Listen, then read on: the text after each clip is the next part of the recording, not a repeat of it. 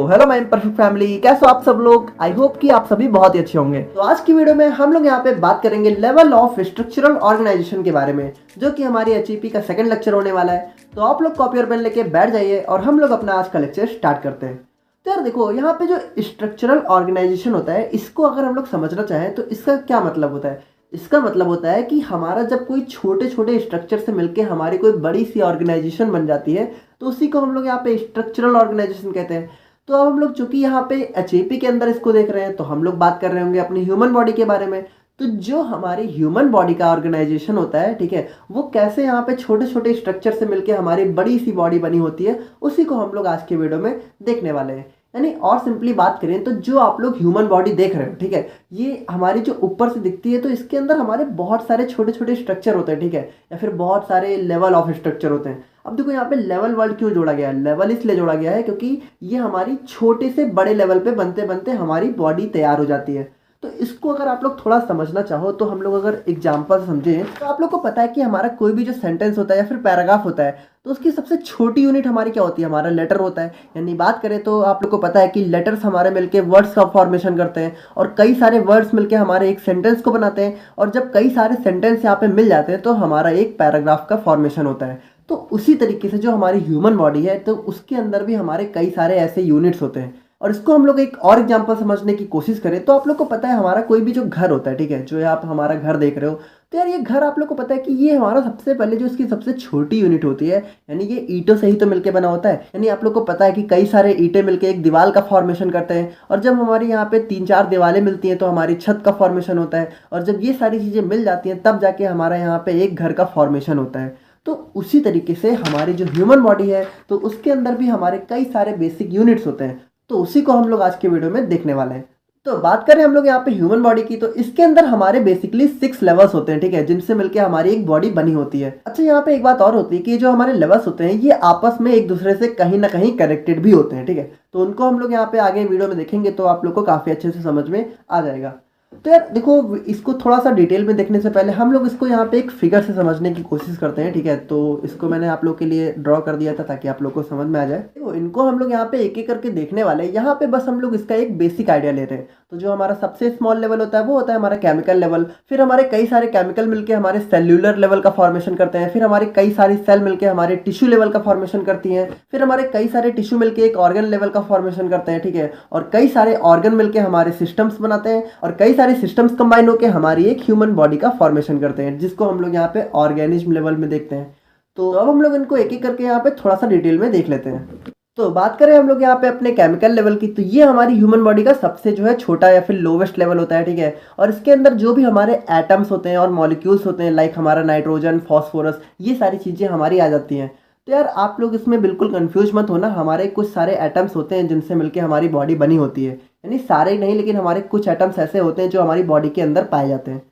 और वही बात करें हम लोग यहाँ पे सेल्यूलर लेवल की, तो इसके अंदर जो हमारी सेल्स होती हैं, तो यार सेल का नाम तो आप लोगों ने सुन ही रखा होगा। तो ये जो हमारी बॉडी होती है उसकी सबसे basic structural and functional unit होती है। तो देखो, सेल के ऊपर ही हमारा पूरा सेकंड चैप्टर बेस है, तो उस वहाँ पे हम लोग इसको बहुत ही डिटेल में देखेंगे। यहाँ पे आप लोग बस शॉर्ट में समझ लो कि जो हमारे एटम्स और मॉलिक्यूल्स होते हैं वो हमारे कंबाइन करके सेल का फॉर्मेशन करते हैं। और वहीं बात करें टिश्यू की, तो जब हमारे कई सारी सेल्स यहाँ पे कंबाइन हो जाती हैं तो वो हमारे यहाँ पे टिश्यू का फॉर्मेशन करती हैं, ठीक है। लाइक आप लोग को पता है, structurally and functionally similar group of cells combine together to form tissue. अच्छा, यहाँ पे एक चीज़ आप लोग ध्यान से देखना कि जो हमारी स्ट्रक्चरली और फंक्शनली सिमिलर सेल्स होती हैं, ठीक है, वही यहाँ पे टिश्यू का फॉर्मेशन करती है। लाइक ऐसा नहीं हो सकता कि हमारी 2-3 अलग अलग टाइप की सेल है वो मिलके हमारी टिश्यू का फॉर्मेशन करेंगी। जब हमारी सिमिलर का मतलब क्या होता है कि जो हमारे सेम काम करती हैं, यानी कि जब यहाँ पे कई सारी सेम वर्क करने वाली जो सेल्स होती हैं, जब वो कंबाइन करती हैं तो हमारे एक टिश्यू का फॉर्मेशन करती हैं। अब जैसा टिश्यू होगा उसी के हिसाब से सेल होगी। तो उसको हम लोग यहाँ पे टिश्यू के ऊपर भी हमारा तीसरा चैप्टर है, तो वहाँ पे देख लेंगे। और यहाँ पे बात करें तो टिश्यू हमारे यहाँ पे बेसिकली 4 टाइप्स के होते हैं, जिसमें पहला है हमारा एपिथेलियल, दूसरा हमारा मस्कुलर, तीसरा है हमारा कनेक्टिव, और चौथा है हमारा नर्वस। और यहीं पे बात करें तो जो हमारे कई सारे टिश्यू होते हैं, जब वो यहाँ पे कंबाइन करते हैं तो हमारे ऑर्गन्स का फॉर्मेशन करते हैं। अब ऑर्गन्स के अंदर जो भी हमारा हार्ट हो गया, लिवर हो गया, लंग्स, ब्रेन, ब्लैडर, और जो भी ऑर्गन्स होते हैं, तो आप लोगों को पता होगा यार, नाम तो सुन ही रखा होगा। तो यही सारी चीज़ें हमारी ऑर्गन लेवल के अंदर आ जाती हैं। तो देखो यार, एचएपी को ना आप लोग बिल्कुल प्रैक्टिकली अपनी बॉडी से रिलेट किया करो, ठीक है। बिल्कुल भी इसमें यहाँ पे कुछ भी रटने की ज़रूरत नहीं है। आप लोग इसको समझो ना, बिल्कुल हमारी बॉडी ही तो है। देखो यहाँ पे जो मैथ साइड वाले स्टूडेंट हैं, तो आप लोग को बता दूँ कि मैं भी यहाँ पे मैथ साइड से ही था, ठीक है। लेकिन मुझे भी थोड़ा थोड़ा समझ में आ गया, ठीक है, और थोड़ा थोड़ा कोशिश कर रहा हूँ कि आप लोगों को भी समझा सकूँ। तो बस कुछ है नहीं यार, देखो बहुत ही सिंपल है।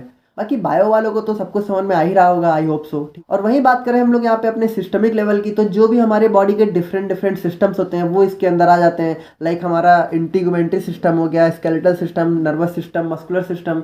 तो देखो यहाँ पे इसके बारे में हम लोगों ने डिटेल में इसलिए नहीं दिखा हुआ है क्योंकि इन्हीं सारी चीज़ों को एचईपी के अंदर हमें पढ़ना है, तो वहाँ पे हम लोग इसको डिटेल में देख लेंगे। बाकी यहाँ पे बेसिकली हम लोग एक बेसिक आइडिया ले लेते हैं कि इंटीगुमेंट्री सिस्टम के अंदर हमारी जो स्किन्स होते हैं, हेयर्स होते हैं, यानी हमारी बॉडी की जो ऊपरी लेयर्स होती हैं वो आ जाती हैं, जो हमारी बॉडी को प्रोटेक्ट करती हैं।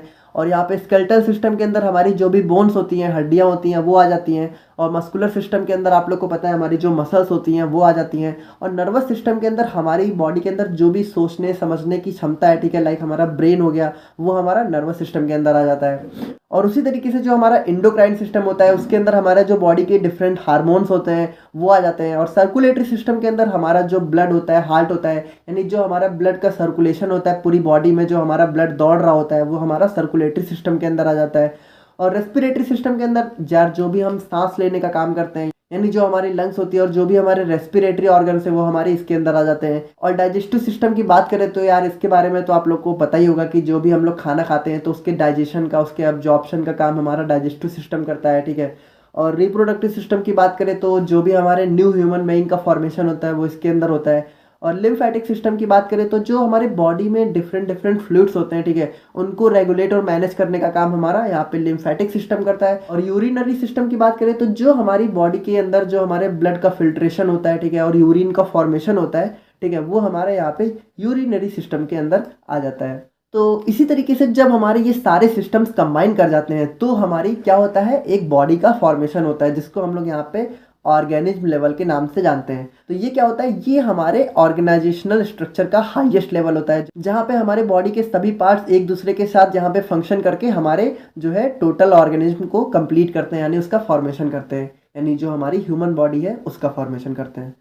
तो आई होप कि यार आप लोग को आज का लेक्चर समझ में आ गया होगा। और एचएपी और फार्मास्यूटिक्स के लेक्चर दोनों ही आप लोग को साथ में ही देखने को मिलेंगे। और कोशिश रहेगी कि यार एक दिन में 2 वीडियो भी डालने की कोशिश की जाए। बाकी अभी तो एक एक आ रही है, तो एक तो देखो यार आप लोग को ज़रूर देखने को मिलेगी। और बाकी मिलते हैं नेक्स्ट वीडियो में। कुछ समझ नहीं आएगा तो प्लीज़ आप लोग कमेंट करके बताना। Thank you so much.